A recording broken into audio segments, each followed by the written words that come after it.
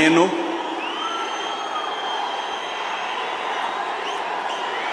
నారా చంద్రబాబు నాయుడు అనే నేను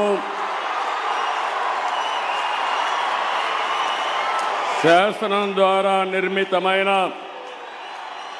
భారత రాజ్యాంగం పట్ల నిజమైన విశ్వాసం విధేయత చూపుతానని భారతదేశ సార్వభౌమాధికారాన్ని సమగ్రతను కాపాడుతానని ఆంధ్రప్రదేశ్ రాష్ట్ర ముఖ్యమంత్రిగా నా కర్తవ్యాలను శ్రద్ధతో అంతఃకరణ శుద్ధితో నిర్వహిస్తానని భయం కానీ పక్షపాతం కానీ రాగద్వేషాలు కానీ లేకుండా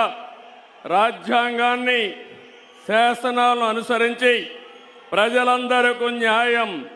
చేకూరుస్తానని దైవ సాక్షిగా ప్రమాణం చేస్తున్నాను. నేను నారా చంద్రబాబు నాయుడు అనే నేను ఆంధ్రప్రదేశ్ రాష్ట్ర ముఖ్యమంత్రిగా నా పరిశీలనకు వచ్చిన